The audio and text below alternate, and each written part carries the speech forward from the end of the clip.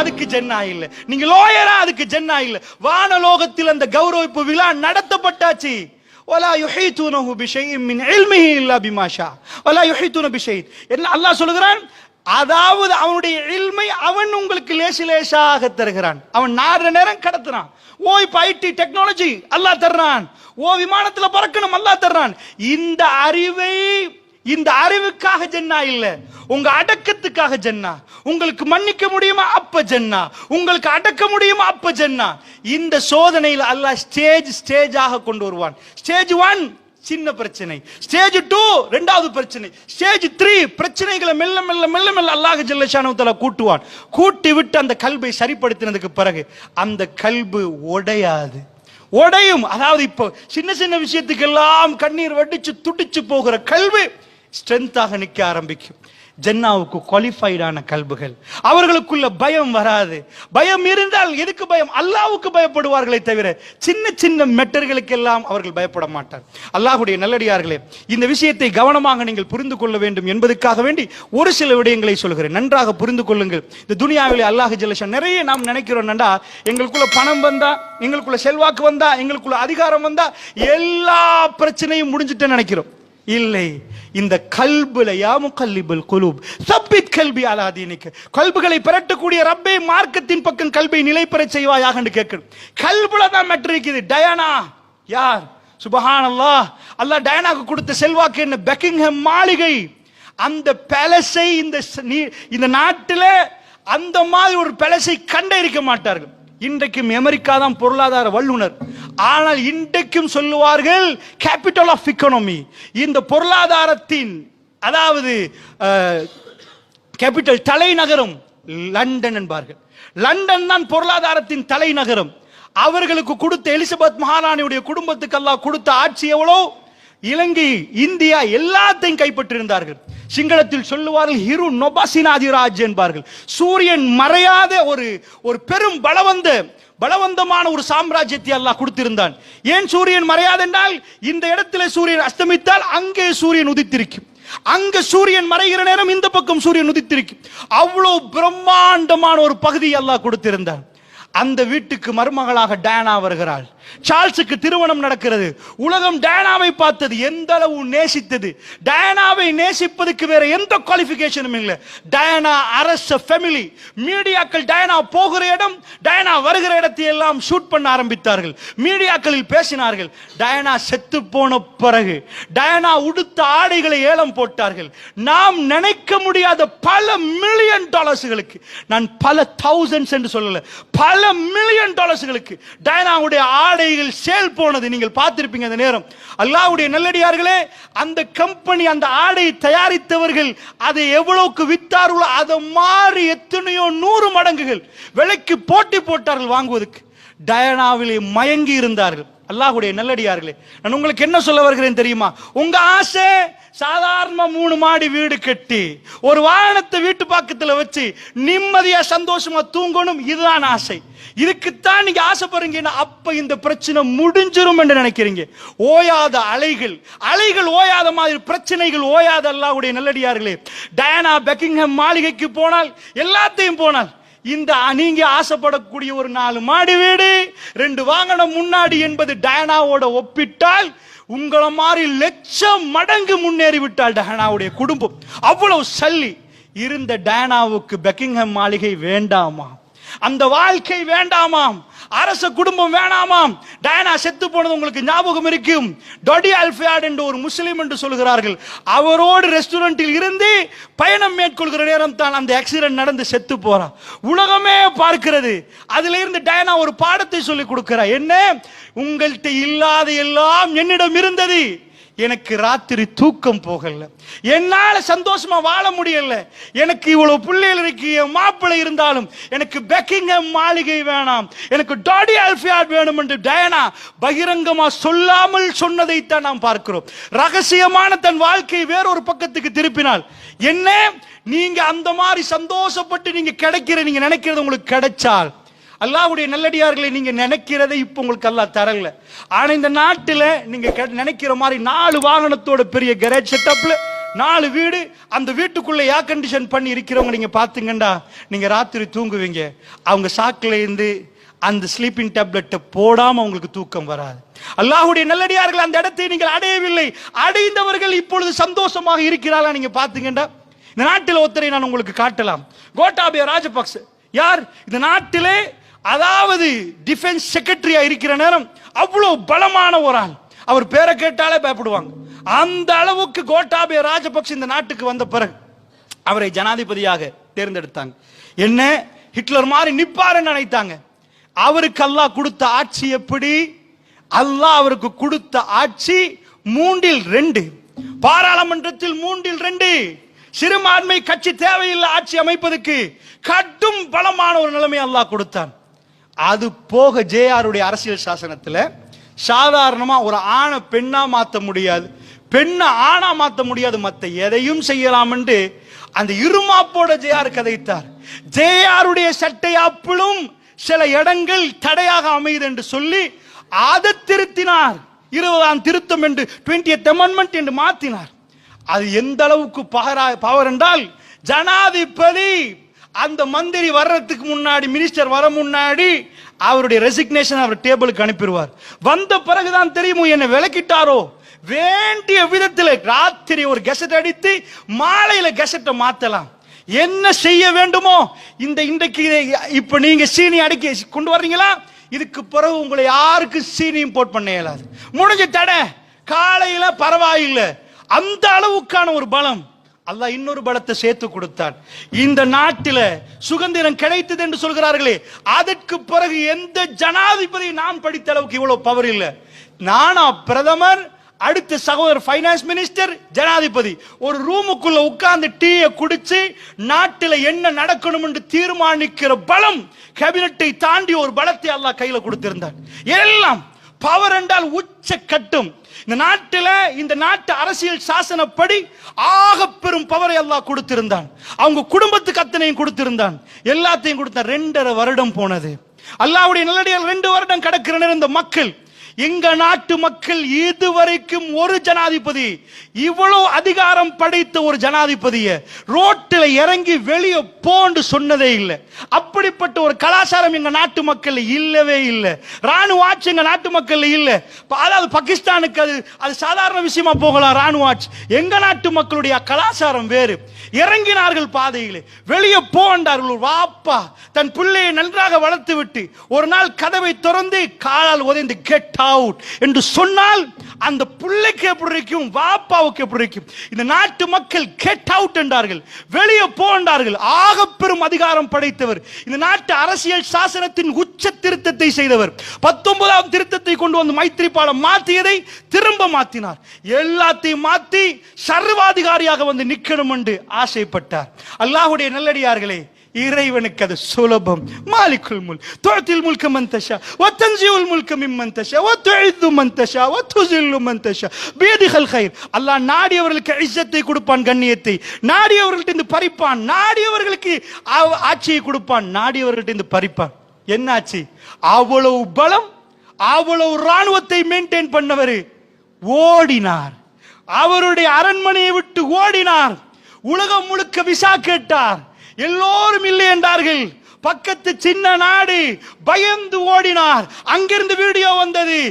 ஆக கூடுதலான பிளைட்டுகளை போகக்கூடிய பிளைட்டுகள் அந்த நேரத்தில் ட்ராக் பண்ணப்பட்ட பிளைட்ல இந்த நாட்டு ஜனாதிபதி எந்த பிளைட்ல போறார், மால்டீவ்ஸ்ல இருந்து எப்ப சிங்கப்பூருக்கு போறார், எல்லாத்தையும் அவதானித்தார்கள். பயந்து போனார். ஒரு இடத்தில் ஒரு வீடு, அதாவது ஹோட்டலுக்கு பே பண்ணினார். வெளியே வர வேண்டாம் என்றார்கள். 1 மாத காலம் ரொம்ப பயங்கரமான ஒரு பயத்தை அனுபவித்தார். அல்லாஹ்வுடைய நல்லடியார்களே, நான் கேட்கிறேன், நீங்கள் உங்கள் கையிலே வைத்திருக்கிற சொத்தை நீங்கள் கணக்கு போட்டால், அல்லது நீங்கள் கற்பனை பண்ணி அந்த சொத்தை நீங்கள் கணக்கு போட்டால், இதே போன்று பல ஆயிரம் மடங்கள்ல பல லட்சம் மடங்கு சொத்து அவருடைய கசானாவில் இருக்கலாம். அவருடைய கசானாவில் இருக்கலாம். கல்பு துண்டானது, கல்பு துடித்தது. அவர்களுக்கு என்ன ஆகும் என்று எல்லோரும் பார்த்தார்கள். கொஞ்சமும் ஈவரக்கம் காட்டவில்லை. இவர்கள் துரோகிகள் என்று மக்கள் பேசினார்கள். அல்லாஹ்வுடைய நல்லடியார்களே, நான் உங்களுக்கு என்ன சொல்ல வருகிறேன் தெரியுமா? இவர்கள் தான் சந்தோஷமாக இருக்கணும். டயனா தான் இந்த கல்புல பிரச்சனை இல்லப்பா. நீங்க என்ன பொருளாதாரத்தை நினைக்கிறீங்களோ, இந்த பொருளாதாரம் உங்களுக்கு அமைதியை தரும் என்று நீங்கள் நினைத்தால் இந்த உலகத்தில் மிகவும் சந்தோஷமாக டயனா இருக்கணும், மிகவும் சந்தோஷமாக கோட்டாபி இருந்திருக்கணும். அல்லாஹ் எப்படி மாத்தினான் பாத்தீங்களா? அவன் தான் செய்கிறான் என்பதை காட்ட பாராளுமன்ற வரலாறிலே இதுவரைக்கும் பலகீனமான மனிதர் நம்ம நாட்டு ஜனாதிபதி ரணில் விக்ரமசிங்க. ரொம்ப பலகீனமான மனிதர். 10 மாதம் எடுத்தது அந்த சீட்டுக்கு போனஸ் சீட். முழு கட்சியும் வரலாறில் முதல் தடவை தோல்வி. ஒரு சீட் இல்லாத அளவுக்கு தோல்வி. பிச்சை போட்டப்பட்ட போனஸ் சீட்டில் வந்து அமருகிறார். அதுக்கு நிறைய டிஸ்கஷனுக்கு பிறகு வந்து அமருகிறார். அவருடைய டேலண்ட் இல்லை என்று அல்லாஹ் காட்டி விட்டார். அமர்ந்ததுக்கு பிறகு அவருக்கு கை தூக்குவதற்கு யாருமே பக்கத்தில் இல்லாத நேரம் அவர்தான் ஒரே நபர். சிறுபான்மை கட்சிகளை தாண்டி ஒரே ஒரு நபர், ஒரு கட்சியின் ஒரு நபர் அமர்ந்திருக்கிறார். அந்த நபர் தான் பாராளுமன்ற வரலாறில் பலமான கட்சிக்கு கிடைத்த பலகீனமான ஆசனம். அந்த பலகீனமான ஆசனத்தை கொண்டு வந்து பலமான சீட்டில் இறைவன் உட்கார வைக்கிறான். பலமான மனிதனை கொண்டு போய் வீட்டிலே அடைக்கிறான். இந்த அரசியல் சாசனத்தை அப்பால் கொண்டு வந்து காட்டுகிறான். என்னால் முடியும் அத்தனையும் செய்ய. நீங்கள் எந்த அறிவை வைத்தாலும் அவருடைய அறிவால் தான் அவர் ஜனாதிபதி ஆகினார் என்று பலர்கள் பேசுகிறார்கள். அப்படி அறிவு இருந்தால் இந்த நாட்டு மக்களை ஏமாற்றுவதில் மிகவும் நல்ல ஏமாத்தி ஆகப்பெரிய வாக்கை எடுக்கலாம். அரசியல் என்பது ஒரு நாடகம். அல்லாஹ்வுடைய நல்லடியார்களே, நன்றாக அரசியல் செய்பவர்களை தவிர என்றதை நான் சொல்லிக் கொள்கிறேன். அல்லாஹ் அப்படி நான் பார்க்கவும் இல்லை. அல்லாஹ் அறிந்தவர். அல்லாஹ்வுடைய நல்லடியார்களே, இந்த விஷயத்தை கவனமாக புரிந்து கொள்ளுங்கள். கல்புகள் அவர்கள் ஒரு ஸ்டேஜுக்கு மேல் ஸ்டேஜ் போற நேரம் அவர்கள் நினைக்கிறார்கள் ராகத்த வாழ்வோம், பிரச்சனைகள் முடிந்து விட்டது, அலைகள் ஓயும் என்று நினைக்கிறார்கள். இல்லை, ஒரு பிரச்சனை முடிய இன்னொரு பிரச்சனை வருகிறது. அல்லாஹ் இதுக்கு பயன்படுத்தக்கூடிய வாசகம் என்னென்றா குர்ஆன்ல அஸாப். அஸாப் என்றால் அதாவது முசீபா என்ற வேர்ட். ஒரு ஈட்டி எடுத்து குறிவைத்து ஒரு இடத்துக்கு அடித்தால் சரியா போய் குறிவைத்த இடத்துக்கு அது பட்டால் அந்த படுற இடம் இதுதான் முசீபத்துகள். அஸாப் சரியா குறிவைத்து அடிப்பது. அல்லாஹ் சொல்லல உங்களுக்கு வர்ற பிரச்சனை தற்செயலா வந்துச்சு. சாதாரணமான காடு, ஒரு காட்டுல இருட்டுல ஒரு மிருகம் போகுது, யாருக்குமே தெரியல, அது அமைதியா பயணம் மேற்கொள்ளுது. நீங்க காட்டுக்கு போனீங்கன்னா ஸ்கூல் மாதிரி சத்தமா இருக்காது, ரொம்ப அமைதியா இருக்கு. காட்டுக்குள்ள ஒரு சின்ன சத்தம் மிருகங்களுக்குள்ள அசைவை ஏற்படுத்திடும். ஒவ்வொரு மிருகமும் காதை கொடுத்துட்டே இருக்கும். காடு என்பது வெரி வெரி சைலண்ட் ஏரியா. அவ்வளவு ஏண்டா அங்க எப்ப வேட்டையாடப்படும், எப்ப எது சாகும் என்பது தெரியாது. ஒரு விலங்கை ஒரு விலங்கை கொல்வதற்கு பார்க்கிற இடம், அந்த பயங்கர இடத்தில் இப்படியே போகிற நேரம், ஒரு மான் இப்படியே போகிற நேரம், திடீரென்று வந்து குறிவைக்கப்பட்ட ஒரு ஈட்டி அல்லது ஏதாவது ஒன்று வந்து பட்டால் ஒரு மான் துடித்து திரும்பி பார்க்கும். எப்படி இது வந்துச்சு மனிதனுக்கு அல்லாஹ் சொல்லுகிறான். இப்படியே சந்தோஷமா சிரிச்சு மகிழ்ந்திருக்கிற நேரம், திடீரென்று பயணம் மேற்கொள்கிற நேரம் ஒரு ஈட்டி வர்ற மாதிரி ஒரு பிரச்சனை உங்களை வந்து நோக்கி அடிக்கும்.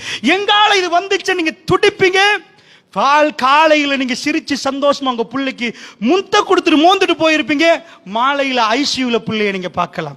அல்லாஹ்வுடைய நல்லடியார், உங்க பக்கத்து ஊர்ல ஒரு சின்ன குழந்தை எனக்கு இன்றைக்கு பிரச்சனை, அதாவது மௌத்தான செய்தி பல ஆண்டுகளுக்கு முன்னாடி வந்துச்சு. நான் நினைக்கிறேன் அட்டாளச்சேன். காரை திறந்து உள்ள போய் காருக்குள்ள நாடே பேசியது, மீடியாக்கள் பேசியது. குழந்தைய ஊரெல்லாம் தேடினார்கள். குழந்தைக்கு என்ன ஆச்சுன்னு தெரியல. கடைசியில் பல மணித்தியாலங்களுக்கு பிறகு காரை திறந்து பார்த்தால் புல்ல மௌத்து. அல்லாஹ்வுடைய நல்லடியார்கள், அல்லாஹ் அந்த அஜலை அப்படி வைத்திருக்கிறான். எது எப்ப எப்படி நடக்கும் என்று தெரியாது. அல்லாஹ் சொல்லுகிற வாசகம், நீங்க அப்படி பயணம் மேற்கொண்டுட்டே இருப்பீங்க, பிரச்சனை இல்ல, அமைதியான நேரம், மெல்ல மெல்ல கவனமா கால வைப்பீங்க. ஒரு பிரச்சனை உங்களை வந்து தாக்கினோட்டு நீங்க துடிப்பீங்க. எங்க இருந்து வந்துச்சு, என்னாச்சு, எனக்கு என்னாச்சு. திரும்ப நீங்கள் அதை சமாளித்து போனால் திரும்ப ஒரு பிரச்சனை வரும். துனியா பிரச்சனைக்குரிய இடம், துனியா கல்புகள் உடையக்கூடிய இடம். அப்படி என்றால் இந்த பிரச்சனை இல்லாமல் ஆகுமான்னு கேட்டீங்கன்னா இல்லை. இதான் அடுத்த ஆன்சர். ஐரோப்பா என்ன நடக்குதுன்னா, இல்லப்பா 10 கோடி 100 கோடியானா எல்லாம் பிரச்சனை முடிச்சு, 1000 கோடியான பிரச்சனை முடிந்து.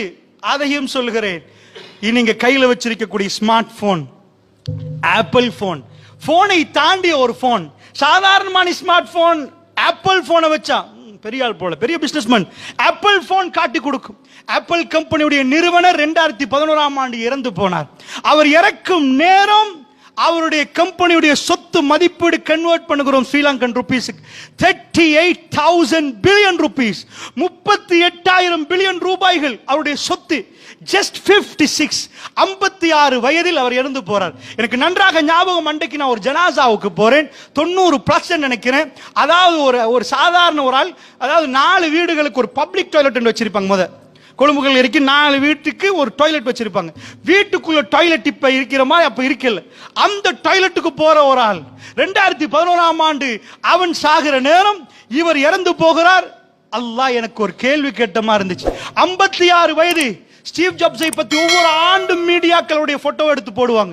ஒரு ஆண்டுக்கு பிறகு மெலிந்து கருப்பு ஹைநெக் டிஷர்ட் போடுவார். ஒரே டிஷர்ட் போட்டு தான் அந்த மாதிரி ஒரு இதுல தான் ஆப்பிள் போனை காட்டுவார். ஒவ்வொரு ஆண்டும் டிஃபரெண்ட் வெர்ஷனை காட்டுவார். மீடியா அதை விட பேசியது அவருடைய போட்டோவை எடுத்து. அவருக்கு பெரிய ஒரு நோய் தொடர்ந்து ஒவ்வொரு ஆண்டுகளாக காட்டிக்கொண்டே போனார்கள். வர வர வர நோயால் பாதிக்கப்படுகிறார். கேன்சர் வேர்ல்ட்ல உள்ள ஆகப்பெரிய ஸ்பெஷலிஸ்ட் டாக்டர் அவருக்கு விலைக்கு வாங்கலாம். ஆகப்பெரிய சாதாரண மகாரகமையில் உள்ள கேன்சர் ஹாஸ்பிட்டல் மாதிரி இல்ல, வேர்ல்ட்ல உள்ள ஃபர்ஸ்ட் கிளாஸ் கேன்சருக்குரிய ட்ரீட்மெண்ட் அவருக்கு செய்யலாம். சாதாரணமா அவர்கள், நீங்க என்ன தண்ணி குடிப்பீங்க, நீங்க கொஞ்சம் இந்த மினரல் வாட்டர் குடிச்சா கூட அவர் அது இல்ல, வேர்ல்ட்ல ஃபர்ஸ்ட் கிளாஸ் ஃப்ரெஷ் வாட்டர். அந்த தண்ணியில ஒரு வைரஸ் பாக்டீரியா கலக்காத அப்படிப்பட்டது. சாதாரண ஒரு 5 ஸ்டாருக்கு இறங்கினா கொஞ்சம் வாகனம் முன்னாடி போனா கூட எடுத்து கொடைய வந்து பிடிப்பாங்க. வெயில்ல காயக்கூடாது, மழையில நனையக்கூடாது. அதுக்குள்ள உள்ள ஆக ஃப்ரெஷ்ஷான ஐட்டத்தை இப்ப பறிச்சு இப்ப போட்டு சாப்பாடு கொடுப்பாங்க. அப்படி சாப்பிட்டவருக்கு எப்படி கேன்சர்? ரோட்டில 70 வருஷமா வாழக்கூடியவருக்கு ஒரு கோவிடால கூட பாதிப்பு இல்லாத அளவுக்கு இப்படி அல்லாஹ் அப்படி மாத்தி கொடுப்பான். 56 இவ்வளவு சொத்து. இந்த சொத்தோட கணக்கு உங்களுக்கு சொன்னா புரியும். இன்றைக்கு நம்ம நாடு அங்கலாய்க்குது. 2500-3000 பில்லியன் தாண்டி போக முடியல.